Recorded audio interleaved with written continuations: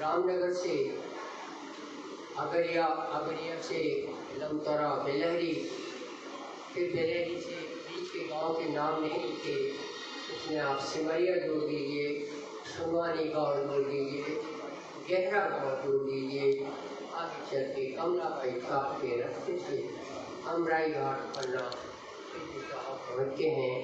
वो पहुँचने की बात से पहले लादा जी आपको बता रहे हैं कि इसकी लिंक क्या है, कैसे हमें यहाँ पन्ना आना हुआ। तो बोल रहे हैं कि रामनगर में राज दरबारी ठाकुर सूरत सिंह गौड़ ये सुंदर साथ बन गए थे। ठाकुर सूरत सिंह गौड़ ब्रह्मशिष्टी थे। इनको शेखी साहब फौरन समझ में आया और इन्होंने अपने घर में सब सुंदर साथ को भोजन को बुलाने का उत्सव भी किया। इनको अंदर से आत्मदृष्टि से श्री कृष्ण दर्शन भी हुए श्री जी साहब के ज्ञान के कारण। तब इनको लगा इतनी बड़ी बात मैं ये बताऊं तो किसको बताऊं।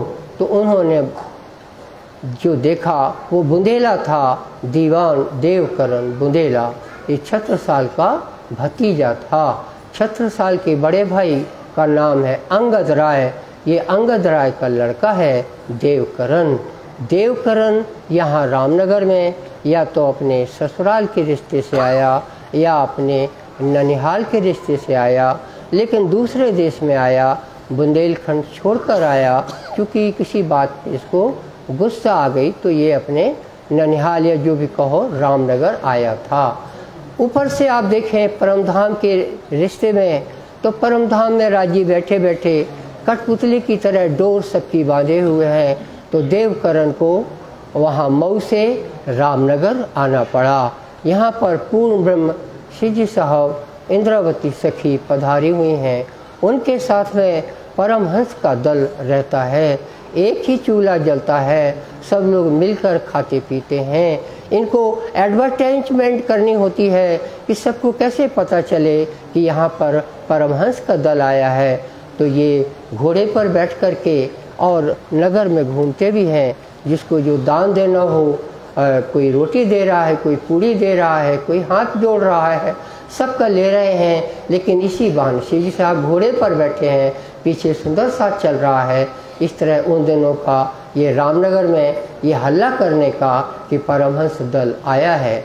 ये सब किसके खातिर हो रहा है? यहाँ कोई परमहंस की आत्माएं होंगी, वो कोई व्यापारी होंगी, कोई बिजनेस में होंगी, कोई दुकान चला रही होंगी, कोई राज दरबार में होंगी, कोई मछली पालन करती होंगी, कोई सब्जी बाग बगीचे करती होंगी। अमीर गरीब छोटा बड़ा हर जाति में परमधाम की पटरानियों का जन्म लेना हुआ है। आप रामनगर इसका उदाहरण है कि इन्होंने सब जगह घूम घूम के संदेशा पहुंचाया। तो यहाँ पर भीड़ हुई रामनगर में। गौड़ वंश का राज था यहाँ, राज सिंह गौड़ रामनगर का राजा था। वो खुद तो ईमान नहीं लाया, लेकिन उसके राज दरबारी जिसमें सूरज सिंह का नाम आया वो ईमान लाया था। बीच रामनगर की बात है। देव जी को दिखाया, देव जी को सूरज सिंह ने बताया कि हमें ऐसा ज्ञान मिला है, ये जो बैरागी जी आए हुए हैं स्वामी कृष्णदास जी, इनसे हमें ऐसा कि हम श्री कृष्ण दर्शन भी होने लगे हैं। तो कहा पैगंबर, उसको बताया दिवाकर देवकरण को, जो बुंदेला है और मऊ से आए हैं। आए श्री रामनगर, श्री राज जब रामनगर पहुँचे हैं, कहाँ विराजे बरस 2 बरस तक श्री जी साहब रामनगर में रहे हैं। रामनगर जमुना नर्मदा नदी के ठीक किनारे पर है, और ये रामनगर और नगर की बस्ती और थोड़ी दूर और नदी के किनारे एक केत की घाट है। केत की नदी नहीं है, घाट है, ढाल बना हुआ है नीचे पानी तक जाने के लिए। अब आजकल पुल बना हुआ है फर्स्ट क्लास। तो रामनगर का राजे का जो महल है वो नदी के किनारे ही, क्योंकि किनारे ही 50-70 फुट ऊंचे हैं, तो किनारे पे ही महल बना हुआ है। महल के पीछे जो लंबी दीवार बनी है, इस दीवार से के और पीछे यहाँ श्री जी साहब का 100-200 आदमियों का जमावड़ा, परमहंसों का दल ठहरा हुआ था। यहाँ की बात कर रहे हैं अभी, क्योंकि श्री लालदास जी लिंक बता रहे हैं कि ये यहाँ पन्ना आना कैसे हुआ। तो देखो देवगढ़ को मैसेज पहुँचा है। मिले दीवान देवकरण सूरज सिंह गौड़, ये जिन्होंने उत्सव भी किया है, इन्होंने अपना हाल देवकरण को बताया। देवकरण को नहीं मालूम कि यहाँ पर श्री जी साहब दल आया हुआ है। ईमान ले आए सोए, ईमान लाए हैं, उमंग में अंगे में आइया। तब उसकी देवकरण जी ईमान लाए, ये आ गया। हाँ, देवकरण जी आए, दर्शन किया, दर्शन करते ही और पहले चुपाइयों में आ चुका। बहुत उमंग, बड़ी उमंग थी दिल में देवकरण की। क्या उमंग थी? कहो जाए छत्रसाल, इसको लिंक कहते हैं। छत्रसाल को मैं बताऊंगा तो चाचा तुरंत इनके दर्शन के लिए इनको बुलावा भेजेगा, इसकी उसको बड़ी खुशहाली थी। अभी रामनगर में है, इसके जाने का भी टाइम होगा। आगे कथा सुनिए। यह हकीकत सुन के ऐसा सब हाल जानकर होवेगा खुशहाल, छत्रसाल को बड़ी खुशी होगी। इस वास्ते रामनगर से चल के मऊ आए हैं देवकरण जी। खबर करी महाराज को। महाराज छत्रसाल को उन्होंने बताया कि रामनगर तो हम चले गए थे, लेकिन वहाँ परमहंसों का दल आया है, उसमें स्वामी कृष्णदास जी हैं, वो श्री कृष्ण के ही अवतार हैं, परमहंसों को ढूंढते फिर रहे हैं। और औरंगजेब से भी उनका औरंगजेब पता लगाता रहता है, चढ़ाई का डर, कहीं राजा भगाते हैं, इस तरह का संकट भी रहता है। मुसलमानों से अकस रहती है मुसलमान भी, लेकिन इनके यहाँ कुछ ईमान लाए हैं, क्योंकि इनके कुरान में ही लिखा हुआ है कि 1100 साल बाद इस्लाम धर्म को नवीनीकरण किया जाएगा, रिन्यूअल ऑफ इस्लाम। ये मुसलमानों को भी पता होना चाहिए कि उनकी हदीस में तो लिखा है, लेकिन ये रिन्यूअल नवीनीकरण किसने किया? ये इंद्रावती प्राणनाथ जी ने किया है। यही कारण है कि प्राणनाथ जी के ताटुम सागर ग्रंथ में इस्लाम के 3/4 पोर्शन, पौन भाग इस्लाम से भरा हुआ है, क्योंकि इनके शरीयती इस्लाम को बदलकर प्रेम मार्गी इस्लाम बनाना है। ये काम इंद्रावती को है। इसकी कीमत तो भारत को पता तब चलेगी जब वो मुसलमान ईमान लाएंगे, लेकिन ये बात अभी फैली नहीं है। जब ये काम होगा बहुत हल्ला होगा। दिया पैगाम पहुंचाए, पैगाम इस तरह से छत्रसाल को बताया। किसने? दीवान देवकरण ने। कहाँ पर? मऊ में। वो 300 किलोमीटर दूर। अभी जो रामनगर आए हैं वो जिला मंडला में है। उस बाद 100 किलोमीटर चलिए तो जबलपुर आएगा। जबलपुर में गढ़ा है, वो जबलपुर का गढ़ा जबलपुर का पुराना नगर है। इस गढ़े में ये रुके थे गढ़े के बाद ये अगरिया और फिर लमतरा, फिर बेलहरी, आगे हमने रास्ता पन्ना पहुँचे हैं। तो ये मामला ये अपने हिसाब से आए हैं सीजी साहब। ये तब आए हैं, कल विवरण में आया था कि जब मऊ में खबर दी देवकरण ने, तो इसके बाद सीजी साहब को भी रहाई नहीं आई, तो उन्होंने लालदास जी वगैरह को और निर्मल दास को भेजा राज दरबार में, तो उन लोगों ने भी वाणी गाई। तो फिर बलुआ आगे का हुआ है, चौपाइयों में सुनिए। नौरंग एकस राखत है, हाल बता रहे हैं छत्रसाल को दीवान देवकरण भतीजे कि वो नौरंग भी इनसे थोड़ा दुश्मनी रखता है लड़ाई इस्लाम की लड़ाई है। ये इस्लाम को कह रहे हैं मार्फती बनाओ, और वो इमाम का दावा इन्होंने किया हुआ है। मुसलमान चाहते हैं कि अभी ये चुप रहें, हल्ला न करें। दावत सब ठोरों करी, इन्होंने तो सब जगह वो अपनी खबर पहुंचाई है। महाराज साहब ने बुलाओ अपने ठाम में, अपने घर भी इनको बुलाना चाहिए। ये और भी राजाओं से मिल चुके हैं, लेकिन ब्रह्मात्माओं का भी सवाल है। कोई ब्रह्मात्मा परम धाम की आत्मा को ब्रह्मात्मा बोलते हैं, अक्षरधाम की आत्मा को ईश्वरी सृष्टि, देवी सृष्टि बोलते हैं, और जो नीचे बैकुंठ से नारायण भगवान से आत्माएं चली हैं उनको जीव सृष्टि कहते हैं। 3 प्रकार की आत्माओं से ये संसार भरा हुआ है। लेकिन भारतवर्ष में ही 12,000 सखियाँ है ब्रह्म सृष्टि की, 12,001 भी नहीं है, केवल 12,000 है। ये संख्या बढ़ नहीं सकती। ये तो परम धाम की पटरानियाँ हैं, इनकी संख्या कैसे बढ़ेगी। इन्होंने यहाँ पर फूल वहाँ पर है और खुशबू यहाँ पर है, इसलिए इनको वासना कहते हैं। ये वासना 12,000 हैं। इनमें मनुष्य के शरीर में ये रहकर ज्ञान अर्जन करती हैं। ये सब विस्मृत आत्माएं हैं, इनको नहीं मालूम कि हम कहाँ से आए हैं। आपसे दुनिया से सीखकर ये भी बोलती हैं मेरे बाप का नाम ये है, बाप के बाप का नाम ये है, बाप के बाप का नाम ये है। चीन की मैं बात बताऊं, चीन के हर दरवाजे पे लिखा रहता है उसका नाम, उसके बाप का नाम, और फिर उसके बाप का नाम, और फिर उसके बाप का नाम। 4 नाम चीन के नेम प्लेट में होते हैं। एक चीन में एक इंडियन से मेरी बात हुई थी, आंखों देखा हाल बता रहे हैं। तो बाप के नाम बताने को ये दुनिया एड्रेस समझती है, और लेकिन देवचंद जी ने खोज करके बोला कि ये अपना एड्रेस नहीं है। अपना एड्रेस क्या है, कहाँ से आए हैं, और हमें मैं कौन, कहाँ से आया, और कहाँ मेरा भरतार, मेरा पति, मेरा स्वामी जिसने मुझे यहाँ भेजा है वो है कहाँ पर। इसकी उन्होंने खोज की। श्री कृष्ण जी ने दर्शन देकर उनको बोला क्या तुमने हमको पहचाना। ये नहीं कि मैं नाम श्री कृष्ण हूँ या मुझे, ऐसा नहीं।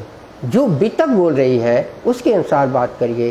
किंवदंतियाँ कुछ भी हो सकती हैं, चहर दीवारी का ज्ञान कुछ भी हो सकता है। ये भारत है, हर समाज फेस करता है, अपन भी फेस करते हैं। लेकिन जो बीतक बोलती है, श्री कृष्ण जी ने आकर दर्शन दिए, उन्होंने पहले ही समस्या का निराकरण किया। वो परम धाम की ड्रेस में नहीं आए, जबकि आवेश परम धाम से आया है। रासलीला की ड्रेस में आए। कि देवचंद जी से पूछा, देवचंद जी 40 साल के प्रौढ़ व्यक्ति हैं, मुझे पहचाना। देवचंद जी ने उत्तर दिया है तुम हमारे खावंद हो, यानी पति हो, स्वामी हो, प्रीतम हो, ये देवचंद जी ने बोला है। और तुम कौन हो? देवचंद जी ने बोला मुझे नहीं पता, मैं कौन, कहाँ से आया, कहाँ मेरा भरतार। ये 11 साल के थे, आज 30 साल हो चुके हैं, है ना, तो 39 साल हो चुके हैं। 39 साल में इनको श्री कृष्ण स्वयं उत्तर दे रहे हैं तुम कौन हो? बोले मुझे नहीं पता, तुम सुंदर बाई हो, परम धाम की सखी हो, तुम्हारे साथी श्यामा जी है, जो राधिका बनी थी वो ठकुरानी, वो तुम हो। और तो बोले फिर मेरा साथ कहाँ? इनको तो एकदम याद आ गई। तो वो मेरा साथ कहाँ? बोले मैं साथ भेजूंगा, लेकिन ब्रजराज में भी थे तुम ही। ओहो, तो अब ब्रजराज दिखने लगा। अब जाके तो बोले अब आप, बोले मैं जाता हूँ। तो उन्हें बोला कि कहाँ जाते हो? बोले तुम्हारे दिल में। तो इनकी तो बल्ले बल्ले हो गई, हमारे दिल में आएंगे, लेकिन ऐसा दिल में है कि फिर निकल के बाहर ऐसा दर्शन नहीं देते। ये परम धाम का दर्शन है। ये इस तरह की लीला है जिसके मैंने शुरुआत का आपको हाल बताया कि देवचंद जी ने, देवकरण ने छत्रसाल को क्या इंट्रोड्यूस किया, क्या परिचय दिया कि वो इस तरह की परमहंस आत्माएं हैं और आत्माओं को ढूंढते फिर रहे हैं। किसी राजा में भी वैसी ब्रह्म आत्मा हो उसका उनको बड़ा आवश्यकता है, तो वो ढूंढते फिरते हैं, क्यों ना अपन उनको बुलाएं। ये लाजवाब काम किया दीवान देवकरण ने। सबकी ओर से दीवान देवकरण को प्रणाम है। दावत सब ठौरों सब करी, ठौरों 6 साल ने बुलावा भेजा है, बुलाओ अपने ठाम अपने यहाँ भी उनको बुलाया जाए।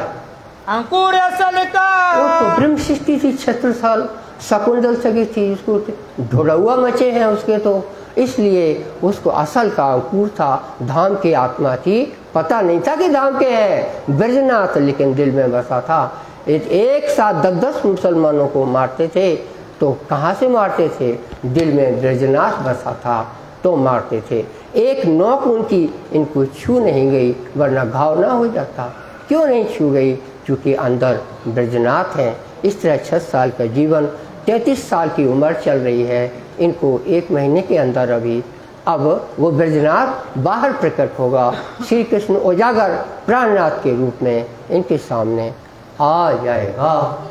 सुनत ही करे चेतन, सुनत ही चेतन हो गए छत्रसाल। बल दीवान के आगे, बल दीवान उनके बड़दाऊ हैं, 1 साल बड़े होंगे। तो वो उनका इन दोनों का शेयर था, जो कि छत्र प्रकाश में लिखा हुआ है किताब में, history of Chhatrasal got written by Chhatrasal, किसी पंडित से उन्होंने लिखवाई, जिसको लाल कवि कहते हैं। उसमें लिखा हुआ है कि छत्रसाल का शेयर 55% था और बल दीवान का शेयर 45% था। यानी बल दीवान उनकी दल जो था उसमें उपाध्यक्ष थे और छत्रसाल अध्यक्ष थे। बात करी देवकरण ने, देवकरण से बात बल दीवान ने भी बल दीवान को भी बताया। दिल में विचारते श्री लालदास पहुँचे। यहाँ सीजी साहब को राह ही नहीं आ रही है, देवकरण का इंतजार करें, ऐसा सीजी साहब के जीवन में देखने को नहीं मिलेगा। देवकरण तो अपनी बात कर रहा है, वो ठाकुरों की बात चल रही है। हमारा संदेशा, हम सब राजाओं को संदेशा देते हैं, हमारा संदेशा पहुंचना चाहिए। लालदास तुम भी जाओ, निर्मल दास तुम भी जाओ, छत्रसाल के दरबार में जाओ कि हमें स्वामी जी ने भेजा है। आए उत्तम दास आनंद सो, उत्तम दास और ये लालदास यहाँ पर 6 साल के दरबार में आए हैं। बानी श्रीराज की गावते, श्रीराज की बानी गाते हैं। लालदास श्लोक बोलते हैं और लाल उत्तम दास बाणी गाते हैं।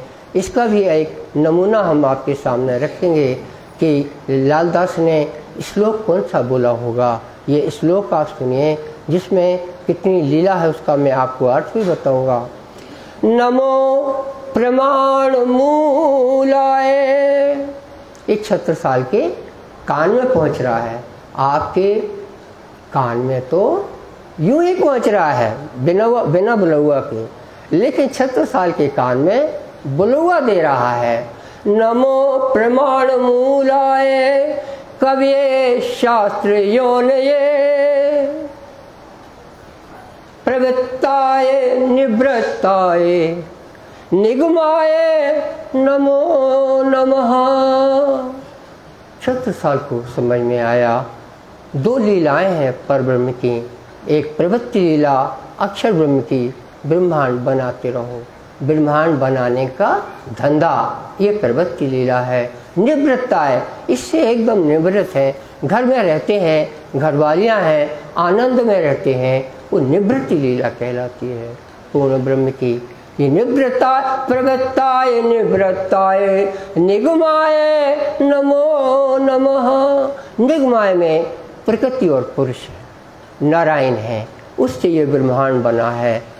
सतन से क्षरम जगत, अक्षर ब्रह्म है तो उसके अंश से ये क्षर पुरुष ब्रह्मांड बना है। अगर अक्षर ब्रह्म सत्य ना होता तो सपना कैसे खड़ा रहता महाराज। ये सपना ही सपना है, ऐसा नहीं है।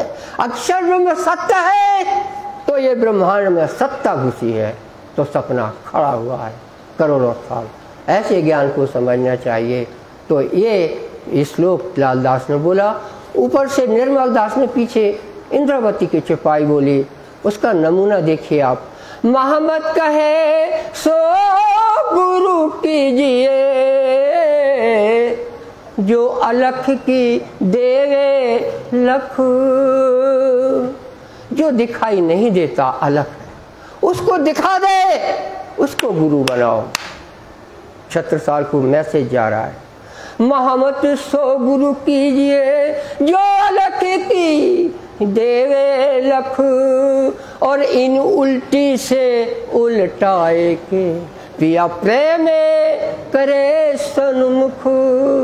आज छत्रसाल कहते बुलाओ स्वामी जी को बुलाओ, हम उनके लायक हैं, उनको बुलवा दिया जाए। सुने श्लोक महाराज ने श्लोक सुने। भागवत के कहे लालदास ने बोले। तब श्री जी साहब जी के चरण की, श्री जी साहब के चरणों की आस लगा ली छत्रसाल ने। दिल में लैया ये आस ले लिया, हमें भी इनके चरण मिल जाए। जिसकी वाणी ऐसी वो कैसा होगा।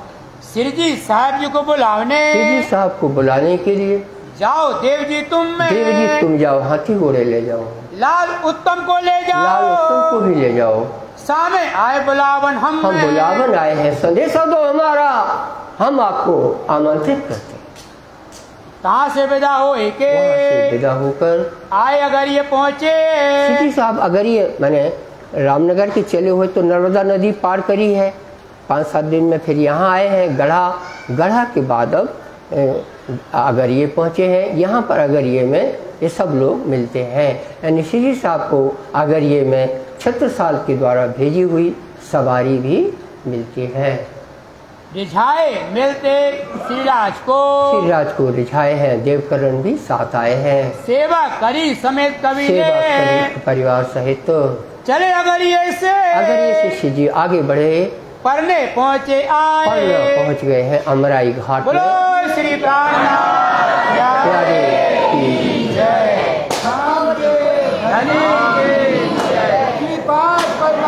पूरी धाम की। ये किलकला नदी का बायां किनारा है।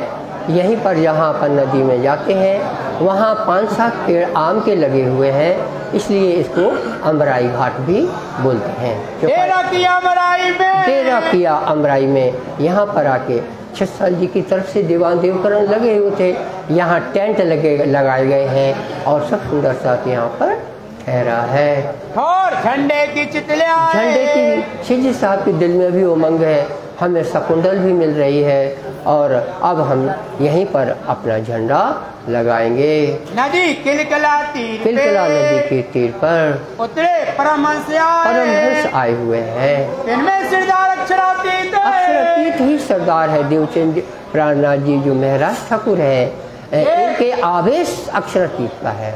अपन को हमेशा ये देखना है, अभी तक के जो अवतार हुए विष्णु के आत्माएं आती थी, अंश कितने भी आते 75%, 100%, श्री कृष्ण 100% है। वहाँ जब द्वारकाधीश है, रामचंद्र जी 75% है, वो भी विष्णु ही है। लेकिन ये परसेंटेज इस बात की है, आपके लिए छोटे बड़े की बात नहीं है। जहाँ जितना % का काम है वहाँ उतने % की प्रेजेंस पाई जाती है। ये होता है, आपको सोचना है ये बड़ा है और छोटा है, तो सब विष्णु सब एक ही होते हैं। तो रामचंद्र जी 75% पे काम चल गया। श्री कृष्ण जो द्वारकाधीश है वो 100% है, क्योंकि इन्होंने रुक्मणी को बताया कि मैं ये ब्रजलीला रासलीला का ध्यान धरता हूँ। इसके कारण से ये 100% आए हुए हैं। उस समय बैकुंठ की कुर्सी खाली है और जब प्रभात क्षेत्र में श्री कृष्ण का रथ आएगा उसमें जाएंगे, तो सशरीर चले गए तो रथ को तो ऐसे ही भेज दिया तो तब जाके सशरीर वहाँ जाके सिंहासन पर बैकुंठ में जो सतलोक है 14वां लोक बैकुंठ का, वहाँ पहुँचे हैं। इस तरह का भेद है। तो ये सब अमराई घाट की मैंने बात बताई। इनमें सरदार अक्षरातीत सरदार है, यानी राज्य का आवेश यहाँ आया हुआ है। परम धाम में राजी यथावत वहीं बैठे हुए हैं। उनकी आत्मा श्यामा जी कहलाती है। राजी श्यामा जी की आत्मा दो नहीं है, थोड़ा याद कर लेना। ये दो होते हुए भी आत्मा एक है, जो हमेशा आपको असंभव लगेगा, लेकिन आपके पास और कुछ राजी ने इससे बड़ी बुद्धि दी ही नहीं है। उनके तो शरीर दो है, बल्कि एक मेल है एक फीमेल है, लेकिन उस होते हुए भी आत्मा दो नहीं है। ये आप जानिए। महेश्वर तंत्र भी गवाही देता है, स्वामिनी आत्मा भवेत कृष्ण। ठाकुरानी जी की आत्मा श्री कृष्ण है, कृष्ण आत्मा स्वामिनी ही सा, कृष्ण की आत्मा ठाकुरानी जी ही है। यानी इन दो शरीर में एक आत्मा है। ये बात इस पे से बोली कि यहाँ अक्षरातीत आया है तो उनका आवेश आया है, जोश। और वो जो के तो वहाँ बैठे हुए हैं, वो इतने बड़े साहिब हैं कि उनको आने की ज़रूरत नहीं पड़ती, वो अपना आवेश भेजते हैं, उससे यहाँ का काम हो जाता है। एक अपना ठौर सुख पाए। इस तरह इनको आनंद मिला है। यहाँ पर ये आए हैं एमराई घाट में।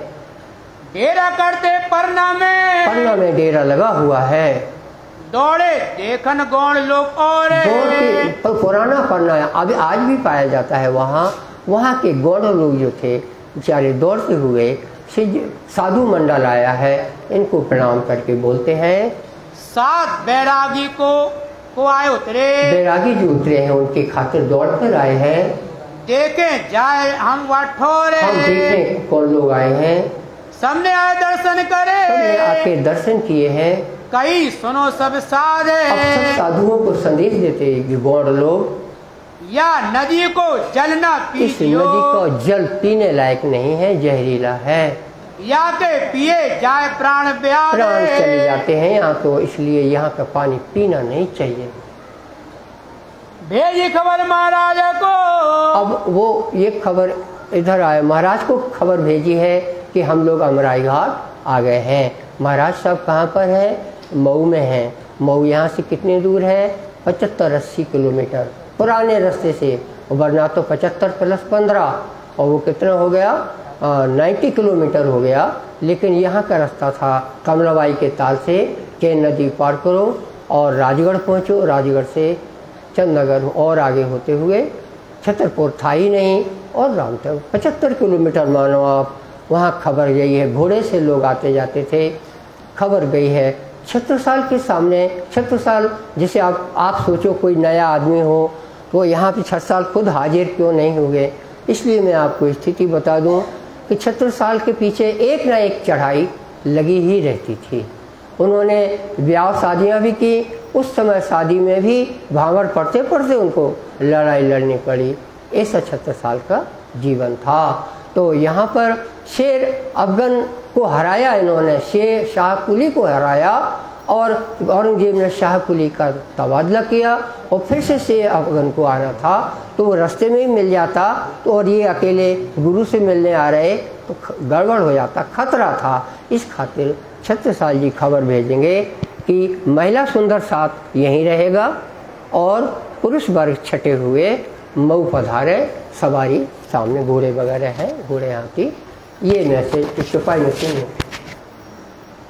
आए पहुँचे आए इतने। यहाँ खबर दी राजा को मऊ में कि सिजी साहब का दल मैं अमराई घाट पन्ना आ गया है। कह भेजी महाराज ने ये संदेशा दिया, मोहे बने न आवतित। मैं अभी आ नहीं पाऊंगा। सात स्वरूप देव को छोड़ के महिला सुंदर साथ को वहीं रोक कर आप छड़े पधारे इतने। आप अच्छे अलग से हो करके सुचित अवस्था में यहाँ पधारे। हमें सौभाग्य यहाँ आके दे, हमारी लड़ाई की स्थिति है तो कारज सब सिद्ध हो भी। सब कारज सिद्ध होंगे मेरे खातिर आप मऊ पधारे। हम पावे सुख नित्य। हमें नित्य सुख की चाह है, मगर हम वहाँ आ नहीं पाएंगे। तब चले आप पढ़ने से। सजी साहब को बात समझ में आती है। वो अच्छे खासे राजकाज के समझने वाले थे। वो खुद भी मिनिस्टर थे जामनगर सरकार में, लेकिन उनको ये काम करना था तो जामनगर सरकार चलाएं कि यहाँ परमधाम की सरकार चलाएं। इसलिए ये फकीर बन के घूमते फिर रहे हैं। इनको बात समझ में आ गई। सुंदर साथ का यहाँ इंतजाम हुआ है। ये जो चौपड़ी की हवेली है यहाँ रामोबाई करके महारानी रहती थीं। ये हनूटूक कोई क्षेत्र है बुंदेलखंड में, वहाँ की लड़की हैं। यहाँ पर 36 साल को ब्याही हैं। हनूटूक की रानी यहाँ रहती थीं। हृदय शाह इनके पुत्र नहीं थे, कोई कोई लिख देता है। हृदय शाह तो देवकुंवर के पुत्र थे। देवकुंवर की रानी पवार वंश की थी और वो धंधेरा की राजधानी सीहोर जो है वहाँ से इस छत्रसाल की शादी हुई थी। वो सब हाल आगे अगर होगा तो बताएंगे। अभी आपको संदेशा मुझे ये देना है कि अमराई घाट में क्यों रोका गया है, क्योंकि यहाँ पर चौपड़े की हवेली बनी है, यहाँ महारानी रहती थी। आप ऐसा भर मत सोचो कि ये जंगल में रहती थी। ये इस प्रकार की राजधानी थी जहाँ नीचे चौपड़ा मंदिर है, वहाँ मिलिट्री कॉलोनी बनी हुई थी। हमने खुद छोटे में देखा, मिट्टी के कितने कमरों के खंडहर हमने देखे थे। अब वो खंडहर भी जमीन में मिल गए हैं। वो सब मिलिट्री सेना की छावनी थी। वो वहाँ 36 साल की रहती थी, जंगल के घेरे में रहती थी, किसी को पता न चले। जब कानपुर के आगे दिल्ली की तरफ जाते हैं तो फतेहपुर पड़ता है रास्ते में। फतेहपुर में मुराद खां नाम का ऐसा एक फौजदार था जिसने उसकी गर्दन कट गई थी। 6 साल ने पीछे से काटी, उनका मामा सामने था तो भी मामा बोले कि तुम गर्दन क्यों नहीं काटते, मैं सामने लड़ रहा हूँ। तो उसको वो सुन रहा है। उसने दाव लगाया, इधर 36 साल की ने गर्दन में मारा, मुराद खां की गर्दन कट गई। कटे गर्दन में उसने सीध मिलाई तो उसने मामा को मार दिया। 36 साल के मामा की डेथ हो गई और उसके बाद भी वो 10 मिनट तक के बिना सिर के ही लड़ता रहा, फिर गिर गया। यानी नीले नीले झंडे दिखाने पड़े। ये सब छत्र प्रकाश में लिखा हुआ है। तो हमें ये बताना है आपको, वहाँ का सारा माल ढो करके इसी चौपड़े की हवेली में लाया गया था। उसमें कितने ऊँट और उसमें कितने हाथी थे, कम से कम 1400 हाथी थे और कितने घोड़े थे हजारों में। ये सब आए हुए थे, सब चौपड़ा मंदिर में इकट्ठे किए गए। धन संपत्ति आई थी। ऊपर से दिलेर खां जो दक्षिण भारत में कहाँ उधर था, आपको कहाँ का नाम बोला जाए, आप ऐसा समझ लीजिए आंध्र प्रदेश के उधर कहीं का, कृष्णा नदी के आसपास, वहाँ वो अंग्रेज के औरंगजेब की ओर से लड़ाई में लड़ता था। उसको खबर मिली होगी कि तुम्हारा ये लुट गया है, मुराद खां वाला फतेहपुर और ये कालिंजर का किला लुट गया है। तो उसने 6 साल को चिट्ठी लिखी। आप ये देखिए, मैंने ज़िंदगी में देखा मुसलमान लोग कितने दिमाग से काम करते हैं। अब वो चिट्ठी लिख के बोलते हैं कि आपके पिताजी ने मुझे भाई बोला था। हाय हाय, आपके पिताजी ने मुझे मुख से भाई बोल दिया था और आपने मेरी जायदाद को लूट लिया। 36 साल ने उसमें से जितना तनख्वाह निकलती थी और बाकी सारा माल लौटा दिया। 1400 घोड़े, 1400 हाथी लौटा दिए, हजारों घोड़े लौटा दिए, धन संपत्ति लौटा दी। लड़ाई का क्या फ़ायदा निकला? बस उतना पैसा भर लिया जिससे सिपाहियों की तनख्वाह बट जाए। सबको खर्चा देना पड़ता था। ये इस तरह का 36 साल दानी थे, परम धाम के थे, इनमें गुण था। जब इन्होंने मुराद खां को मारा उनकी उम्र तो 26-28 साल की थी। तो आप ये देखिए, अभी 36 साल की उम्र 33 साल की है और ये लड़ाइयाँ बरोबर औरंगजेब की ओर से एक के बाद एक लगी रहती हैं।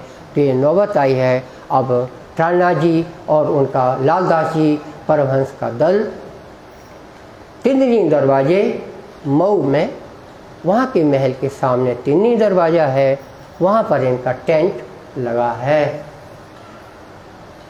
मऊ पहुँचे जाए, मऊ जाके पहुँचते हैं। श्री बाई जी सात स्वरूप दे, बाई जी दराजो जी थी। इसमें अब मैं रामोबाई की बात करूँगी। महारानी सुशीला इन्हीं को कहते हैं। ये रामोबाई की ये भक्ति आप कैसे जानोगे? जब सीजी साहब का यहाँ धाम गमन होता है उसी दिन ये भी धाम चल जाती हैं। इसलिए उनका और कोई समाधि स्थल धर्मसागर और कहीं ना बन करके यहीं पे बनाया हुआ है। ये 36 साल की महारानी है सुशीला। रामोबाई नाम की जो रानी है उनकी हिस्ट्री में वो उसका है ये। वो इतने भक्त थी, यहीं इसी बंगले में उन्होंने प्राण छोड़ दिए। ये तो ये रामोबाई ने बायजूराज का सत्कार किया। बायजूराज ने उसके बदले में परम धाम उनको रास्ता बता दिया, तारतम दिया। ये जो रामोबाई है, सुशीलाबाई, इसको तारतम किसने दिया? बायजूराज ने दिया। इतने दिनों में जब ये मऊ गए थे सीजी साहब, लौट के आए तो रामोबाई परिणामी हैं। ये आपको यहाँ का हाल है। छोड़ चले सब आए, सब छोड़ चले। क्या चल रहा था? हाँ, बायजूराज को यहाँ छोड़कर वहाँ गए हैं। मऊ में तितनी दरवाजे, मऊ में तितनी दरवाजे में बताया, वहाँ टेंट लगा हुआ है। वहाँ सीजी साहब, ये साधु मंडल 7-8 लोग ठहरते हैं। डेरा किया है, बाहर किया है। राजा भेष बदल के, और राजा 4 बार मिलेगा। अब आप कोई कहो 3 बार हुए, कोई कहे 2 बार हुए, इसलिए मैंने बोल दिया नंबर 1 में, फिर नंबर 2 में। मैं नंबर आपको बोलता जाऊंगा। इससे आप अंदाज लगाइए कि हैं आपने 4 बार क्यों मिलना पड़ रहा है। आपको थोड़ी ना किसी साधु मंडल से मिलना है, उसको मिलना है जिसको दिन रात लड़ाई में छत्रसाल के दुश्मन घूमते फिरते हैं। सब जगह मुगल सेना छाई हुई है, लेकिन छत्रसाल का डर सबको है।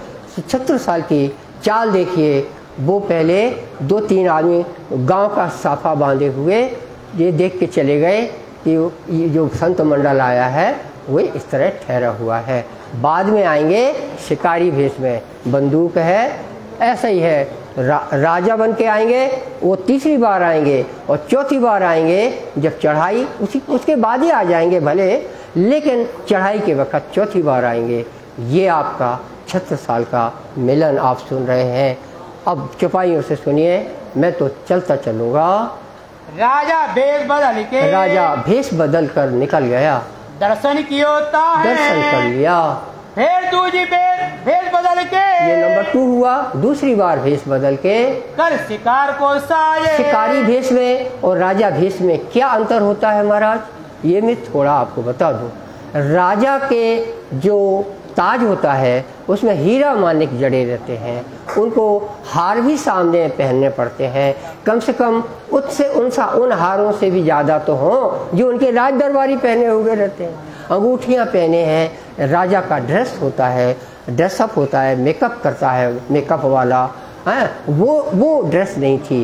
इनका साधारण गांव के रूप में पहले देख गए कि ये तितनी दरवाजे पर रुके हैं, फिर उसके बाद शिकारी भेष में आए हैं। 7 सबों के बीच में, 7 सबों के बीच में बैठे थे श्री राज बैठे हुए हैं। अब आप देखिए ये वक्त आ रहा है, जाए ठाड़े भय, शिकारी भेष में खड़े हैं कि वो साधु हमको पहचानेंगे नहीं। उन्हें नहीं मालूम कि वो साधु तुमको सालों से तुम्हारे देखने के लिए तरस रहा है, और उन्हें पहचान लिया कि जिसके लिए मेरी आंखें तरसती थीं वो सलोना इस शिकारी के भेष में खड़ा हुआ है। करे मूड़ की लियाए, मूड़ जैसा खड़े हो गए हैं, हमको कुछ आता नहीं है, ऐसा करके खड़े हो गए। कौन? आपके प्यारे छत्रसाल। कई बार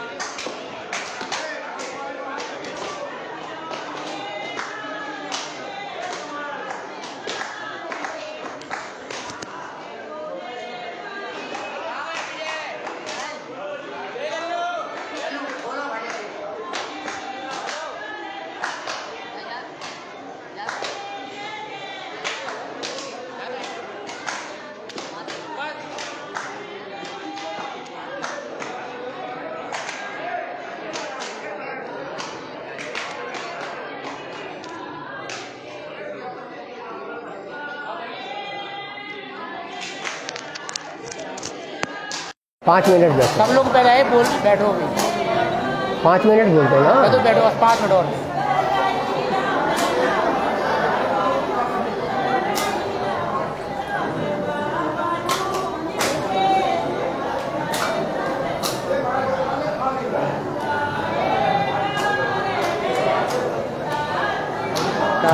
काली पहले से उठ जाता ना तो हमारे हाँ टूट जाता। हाँ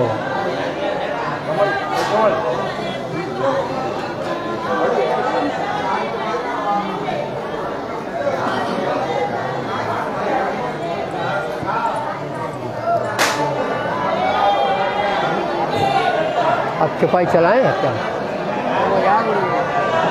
थोड़े देर कम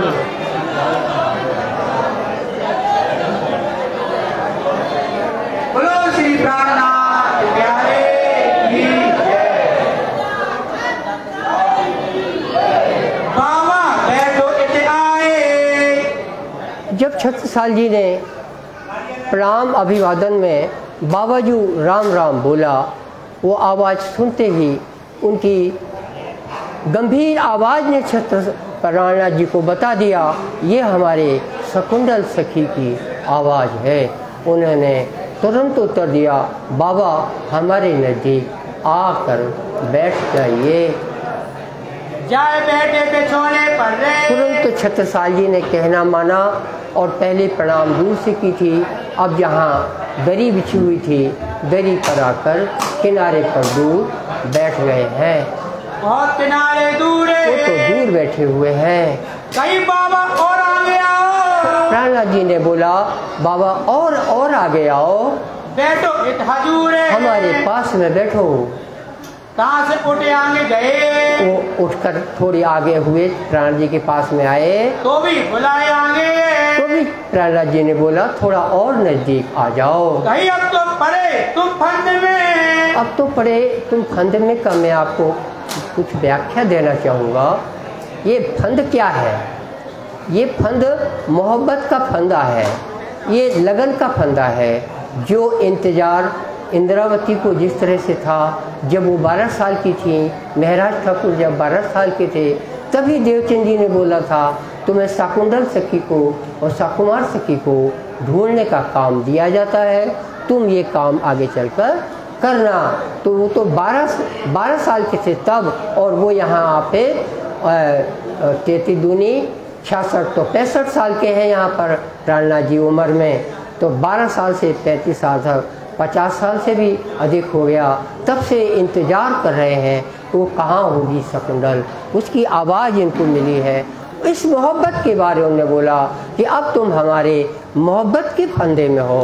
प्राणनाथ जी का कहने का ये तात्पर्य था। छत्रसाल जी को तो दिन रात फंदे ही पड़ते रहते हैं, जहाँ देखो वहाँ उनको फंदे में घेरा जाता है। उन्होंने बोला हम धर्म का उत्तर दिया उन्होंने, मैं किसी के फंदे में आने वाला नहीं हूँ, लेकिन हाँ एक बुद्ध अवतार है, बुद्ध कल की अवतार, जो इसके फंदे में मैं आ जाऊँगा। ये उनको इंतज़ार था कि हमको बुद्ध कल की भगवान मिलेंगे। ये छत्रसाल को मालूम था। वो संवाद आप देख चौपाइयों में देखिए। अब कहाँ जाओ भागे? तो मैं ये बोला कि जो ज़्यादा नज़दीक नहीं आ रहे थे, तो प्राणनाथ जी ने मोहब्बत की अतिरेक में ये बोल दिया कि तुम हमारे मोहब्बत के फंदे में हो, अब कहाँ भाग कर जाओगे। तब कहीं महाराज ने उत्तर दिया है, नहीं ऐसो ब्रह्मांड में इस ब्रह्मांड में कोई ऐसा नहीं है जो मुझे फंदे में डाल सके। जो हम पर फंदा डाली, हम पर किसी का फंदा लागू नहीं होता। ये काम बुद्ध जी से हो, ये काम केवल बुद्ध कल के अवतार से होगा। उनके हम चाकर हैं, उनके ही हम चाकर हैं, सर्विस कर रहे हैं उनकी। हम 12 साल से हम उन्हीं के नौकर हैं। इनकी छाप के रुपया। प्राणनाथ जी ने तत्काल जिस छाप की वो बात कर रहे थे, छाप नहीं दिखाई छत्रसाल जी ने, जो छाप उनके घर में रखी है, प्राणनाथ जी ने अपने आसन के नीचे छापों के कई छाप छत्रसाल को दिखा दिए। देखो तुम हमसे देख लो, वही है अवतार आ गया है। ये हकीकत है कि इस तरह की हकीकत छत्रसाल को जल्दी से लगा हम रानी को बताएं, महल में खबर कर दें। उनको खुशी ना समानी, उन्होंने बात प्रणाम करके बोले मैं फिर से आता हूँ हुजूर, और जाके रानी को खबर दी है। उठे थे महाराज, घर चले,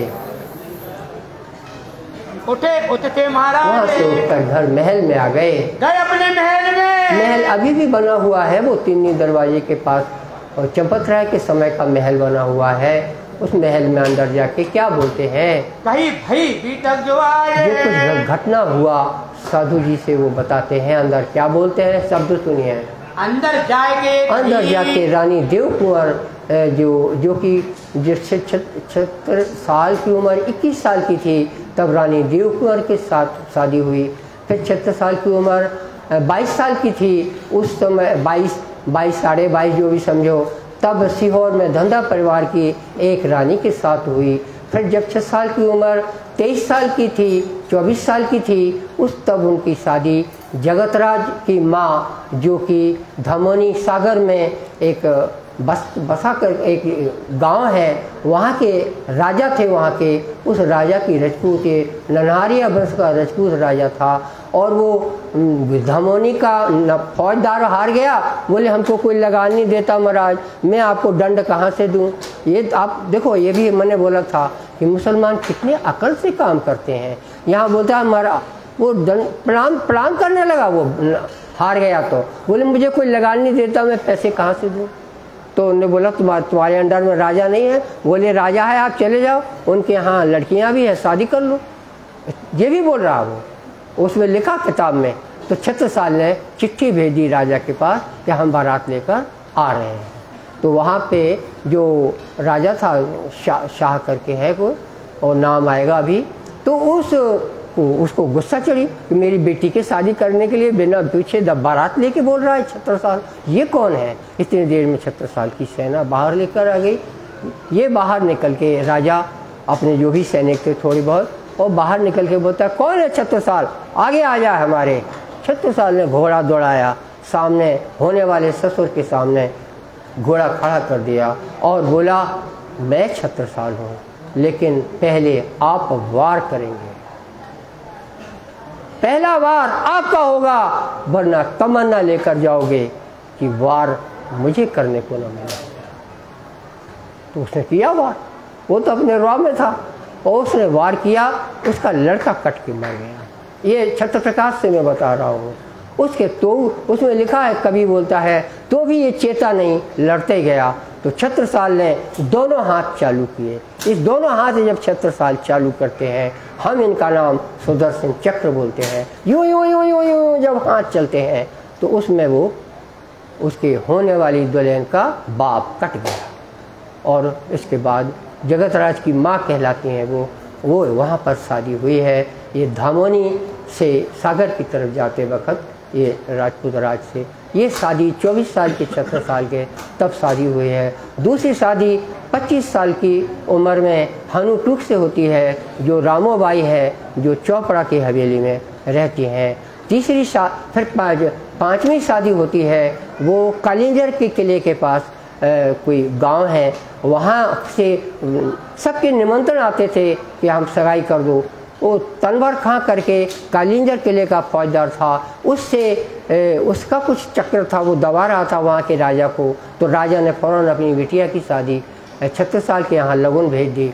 36 साल ने स्वीकार की और 36 साल दूल्हा बनकर वहाँ गए और बलदाऊ जी को सेनापति बनाया उस दिन।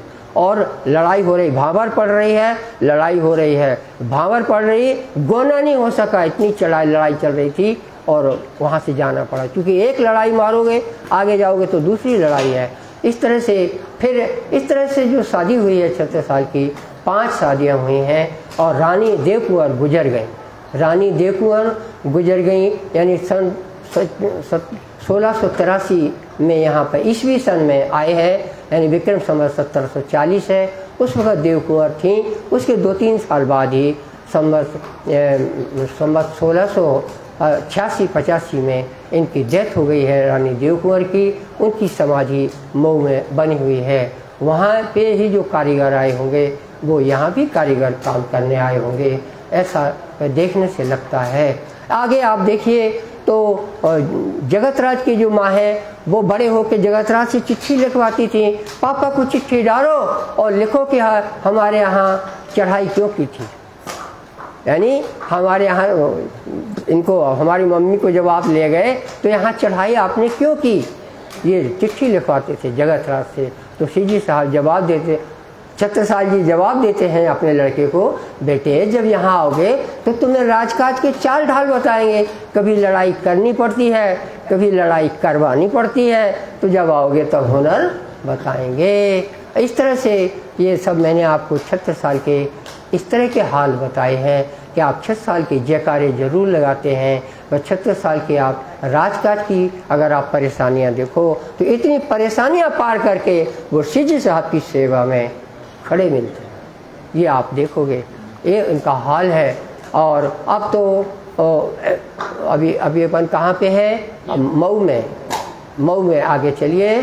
जिन्हें करना हो दीदार, जिसको दीदार करना हो, महल में सूचना दी है तो रानी देवकुंवर और जगतराज की तो होंगी, ऐसे 2-3 रानी, और ये रामोबाई यहीं पे थे जहाँ चौपड़े की हवेली है। सो सभी कीजिए, तो दर्शन कीजिए, आया परवरदिगार जगत का पालनहार सृष्टिकर्ता आया हुआ है। रानी देवकुंवर थी मऊ में, देवकुंवर रानी थी, उन्होंने होशियारी दिखाई, उन्हें सुनी महाराज मुख महाराज के साथ आई तो उन्होंने बोला हम दर्शन करने जाएं। आप जैसा नहीं है कि ये भग दें, गले में हार, यहाँ पे सोने माला, हीरों की माला, और यहाँ पे एरन, फटाफट पहने के उतारे हैं, क्योंकि ब्राह्मण का भेष चाहिए। काली साड़ी पहने कि नीली कि लाल कि पीली, आप कुछ दिमाग लड़ाओ, कुछ आप भी दिमाग लड़ाया करो। ब्राह्मणी का भेष है तो पीली साड़ी पहननी पड़ेगी, उसकी साड़ी की किनार भी ज़्यादा चमकीली नहीं होनी चाहिए। वो ड्रेस पहन करके सहेलियों के साथ शिवजी साहब के दर्शन करती हैं। ब्राह्मणियों में भेष बना के दर्शन किया है रानी देवकुंवर ने। फिर जाहिर हो के उसके बाद फिर से जाहिर होकर आगे फिर चला, आगे सेना चल रही है। बलदीवान महाराज ने, बलदीवान और छत्रसाल महाराज दोनों एक राजा की हैसियत से आके अब चरण धोएंगे। वो लिखा नहीं है, कटोरी में शिवजी साहब के चरण धोएंगे, उसी के सामने ही पिएंगे। अब गुरु है, गुरु के रूप में राजा गुरु को कैसे स्वागत करता है वो यहाँ के हुआ है। भेंट करी बनाए, पहली भेंट ही हो रही है ना, अभी तो उससे पहले शिकारी में गए थे, आपने नारियल फोड़ दिए तो क्या हुआ, राजा ने तो अब राजा की हैसियत से मुलाकात की है। वह बखत महाराज उस वक्त महाराज को अफगन शेर अफगन की चढ़ाई थी, नया ऑर्डर उसको आया था। शाहकुली छत्रसाल से हार के उसका तबादला किया गया, कहीं और गया, शेर अफगन यहाँ पे अपॉइंट हुआ, उसकी फिर लगा अब कहीं भी खतरा है। मतलब वो अगर यूं चोपड़ा मंदिर चल जाते के नदी के किनारे उनके सिपाही मिल जाते तो क्या होता। इसलिए ज़मीन में कहीं आना जाना है दूर 15 किलोमीटर 50 किलोमीटर तो पहले लाइन क्लियर होना चाहिए। आजकल भी होती है लाइन क्लियर, मिनिस्टर जा रहे हैं, राष्ट्रपति जा रहे हैं, लाइन क्लियर है, एसपी साहब बोलेंगे कि अब चाहिए, आप तब जाएंगे, वो जा नहीं सकते, और एसपी साहब बोलेंगे तब लाइन क्लियर है तब जाइए। तो इसलिए आए नहीं थे। आज अब वो घड़ी वर्णन चल रहा है, तीसरी बार छत्रसाल मिले हैं, भाई असवारी तैयार है, और अब असवारी तैयार होगी। अब सेना के लिए, शेर अफगन के लिए उस जगह जाना है जहां वो आ रहा होगा, कहाँ इनको अटैक करना है। ये इनकी विशिष्ट स्टाइल थी, कैसे लड़ाई जीतते थे ये थोड़े से आदमी इतने लोगों से क्यों जीतते थे। ऐसी जगह चढ़ाई से करते थे कि वो हकबका जाते थे और भगते थे, एक दूसरे को मारा और भगते थे और जीत जाते थे। छत्रसाल के साथ में श्री कृष्ण सदैव रहते थे। आए लगे चरण लगे हैं। श्रीराज रुमाल लेके, श्रीराज ने इस वक्त अपना रुमाल छत्रसाल के सिर पर रख करके अक्षरातीत की ओर से उनके ऊपर हाथ रख दिया है।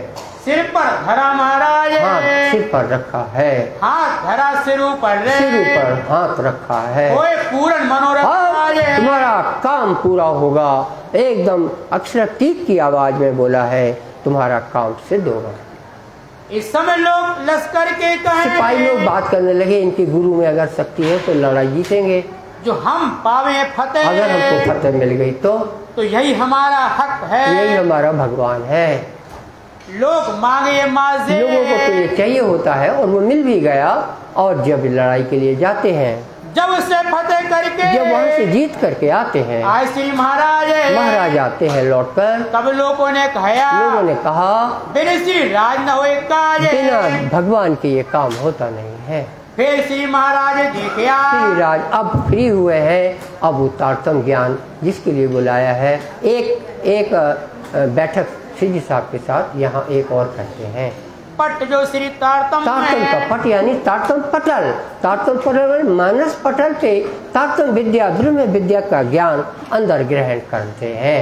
अब व्यवहार छूटत मुझसे, और जब ये ज्ञान मिलता है तो आदमी के अंदर जो ब्रह्म स्थिति होती है उसको वैराग्य छूटा है, पिया से मिलना है। अब हमारा यहाँ कुछ नहीं है, यहाँ देखो तो ऐश्वर्य ही ऐश्वर्य है, लेकिन हमारा ये कुछ भी नहीं है। हम तो अपने वतन को छोड़कर आए हैं, हम धाम की सखी हैं, पूरा व्यवहार छूट रहा है।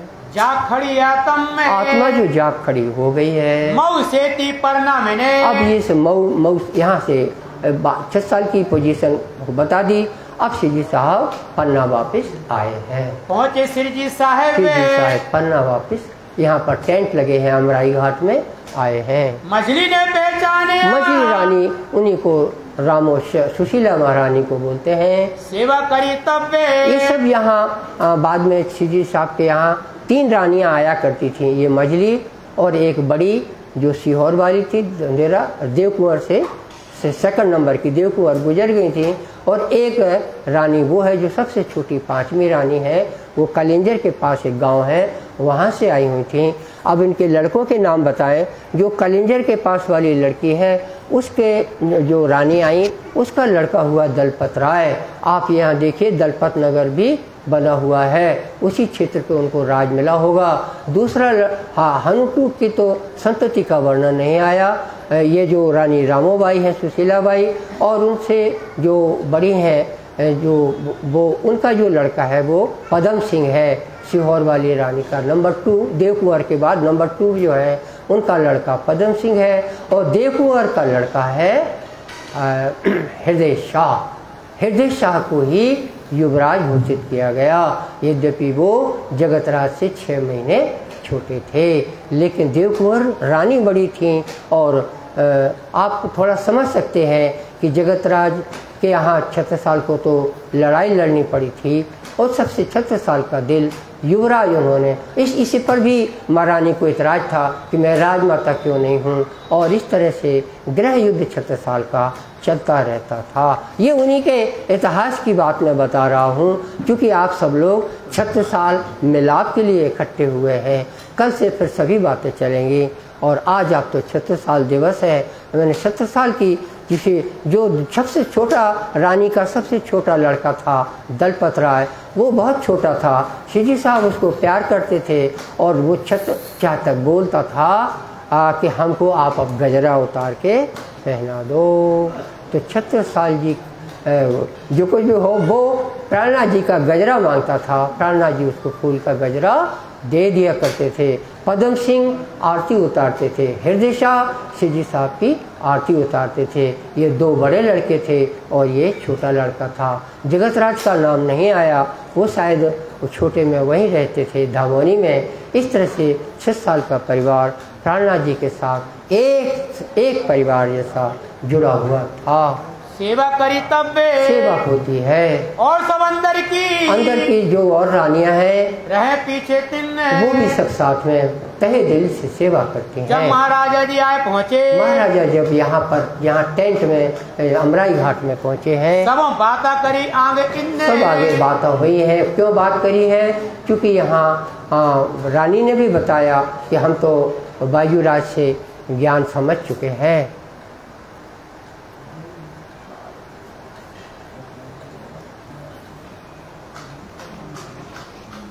उंगली रख दो। राह में दंडवत करके, हाँ राह में दंडवत करके सन्मुख साथ में पास, हाँ शीश धराए 2 चरण पर। हाँ बड़ी है ना यहाँ,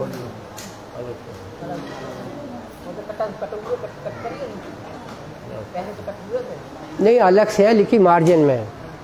वो जो पढ़ने पर है वो आए महाराजा उससे महाराज आके रसोई के वक्त रसोई के समय, जहाँ रसोई का किसका टाइम था? शिवजी साहब का। रसोई कौन लाएगा? थाली बायूराज लाएंगे। ऐसे समय पे छत्रसाल पहुँचते हैं। स्नान कर ठाणे हते स्नान कर शिवजी साहब खड़े थे वहाँ पर। श्रीजी साहब बीतिते शिवजी साहब अब उस खड़े हैं वहाँ पर टेंट के उसमें। कनाते ठाड़ी करी कनाते खड़ी कहीं राजा साहब आए हैं अब। बैठे श्री महाराज और वहाँ महाराज पर शिवजी साहब के साथ बैठते दंडवत प्रणाम करके बैठते हैं। हाल श्री बाजी ने आई बायूराज थाली लेकर आए हैं। आगे धरी श्री राज बायूराज खुद ही महारानी हैं, छत्राणी हैं और ये वहाँ के राजवंश की हैं। तो ये इनको भी देखने से, भले ये किसी भी साधारण भेष में है, लेकिन इनको दिव्य दर्शन इनके देखने से लगता है कि कोई महारानी है जो साधु बन गई है। इस तरह बायूराज के दर्शन से होता है। और थाली लेकर आए हैं। 4 जने महाराज सबके साथ में 4 लोग और थे, उनके नाम बोलते हैं। लिया एक प्रसाद इन्होंने ऐसे करके अपने सदगुरु से प्रसाद लिया है। ईमान ले आया रस पर और अर्श पर ईमान लाए हैं। जो कोई शिवजी साहब का साथी सुंदर साहब बनता है, उसका कहाँ का वो बनता है? परम धाम। क्या है परम धाम में खास?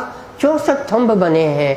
16-16 थंबों का एक ग्रुप, 4 16-16 थंबों के ग्रुप है तो 4 दरवाजे हो जाते हैं। बीच में बहुत बड़ी जगह इतनी है कि 12,000 सुंदर साथ सखियाँ घेर के बैठ जाती हैं। बीच में सोना का सिंहासन है, उसमें जुगल किशोर विराजमान हैं। महेश्वर तंत्र की भाषा में श्री कृष्ण और स्वामिनी जी बैठी हैं। और ये इंद्रावती की भाषा में श्री कृष्ण उनके प्रीतम है तो वो उनको राज बोलती हैं। न कि ये कि श्री कृष्ण कोई और है और राज कोई और है। ये रोटी फोटी का ज्ञान है, इसमें कोई सार नहीं है, शास्त्रीय ज्ञान नहीं है। रोटी फोटी के ज्ञान की हम बात नहीं करते। राज तो वो इसलिए बोलती हैं कि श्री कृष्ण बोलते हो तो उनका प्रीतम है तो वो श्री राज बोलती हैं। लक्ष्मी जी का है सुनो राज, मेरे मन उपजिए दाज। लक्ष्मी जी विष्णु जी को राज बोलती हैं और इंद्रावती श्री कृष्ण को राज बोलती हैं। तारतम वाणी की चौपाई मैंने आपको बोली है। लक्ष्मी जी का है सुनो राज। लक्ष्मी जी और विष्णु का संवाद आ रहा है प्रकाश ग्रंथ में, तो वो विष्णु को राज बोलते हैं। तो आपको एक साक्षी दी मैंने कि इस बात को आप दृढ़ करिए और गुनाह से बचिए। इस तरह से श्री कृष्ण और ठकुरानी जुगल किशोर यहाँ विराजमान हैं। श्री कृष्ण का ही साम्राज्य है और सब उनके लिए सखियाँ जो हैं वो एक सखी श्यामा जी हैं। उनकी भावनाओं के अखंड स्वरूप 12,000 हैं। उनकी भावनाओं के स्वरूप हैं, इसको आप ध्यान दीजिए। श्यामा जी का ये साम्राज्य है, उनकी कितनी सेवाएं हैं प्रेम दशा दिखाने के लिए, सेवा दशा दिखाने के लिए, अर्पण दशा दिखाने के लिए 12,000 उनके अंग स्वरूपधारी हैं। 12,000 महिलाएं घेर कर बैठी हुई हैं। वो सूरत वहाँ पर से देखा और छत्रसाल का ध्यान इस जगह पर प्राणनाथ जी ने ला दिया है। और दुनिया के हर प्राणी के लिए यही ठौर है जहाँ उसे सर नवाना है। यहीं से आर्डर हुआ तो ब्रह्मांड बना है, यहीं से आर्डर हुआ तो अवतार होते हैं, यहीं से आर्डर हुआ तो ब्रजरास लीला हुई है, यहीं से आर्डर हुआ तो प्राणनाथ जी यहाँ पर जगाने के लिए बोल रहे हैं। इंद्रावती सखी को प्राणनाथ बोलते हैं क्योंकि उनका आवेश यहाँ पर है, वरना वो तो अपने को सखी मानते हैं। आप उनकी दाढ़ी मूछ देखिए, वो तो अपने को सखी मानते हैं। सखी भाव से ही जो परमात्मा को भजता है, परमात्मा को वो ही पहुँचा है और कोई पहुँचा ही नहीं है। और सखी भाव आता ही तभी है जब आपको ब्रज रास लीला का समझ में आया हो। उससे आप ये सीखते हैं कि श्री कृष्ण का स्वभाव कैसा है। श्री कृष्ण का स्वभाव मोहब्बत करने का है कि रौब दिखाने का है? तो मोहब्बत करने, इसके लिए ब्रजरास है। ये आपने ब्रजरास से सीखा है, इसलिए शाला है गोलोक, गोलोक में हमारी स्मृति बनी हुई है, हमारी रीलें वहाँ चल रही हैं, हमारा वहाँ से हमने यहाँ पे जाना कि हम मोहब्बत के लायक हैं। हम अपने कपड़े न देखें, हम शीशे में अपना मुंह न देखें कि हम धाम की रानी कैसे कहलाएंगे, हमारा तो मुंह ऐसा है। अरे तेरे मुंह को पूछता कौन है, अंदर की आत्मा को निखारो, वो तुम परम धाम की रानी है क्या?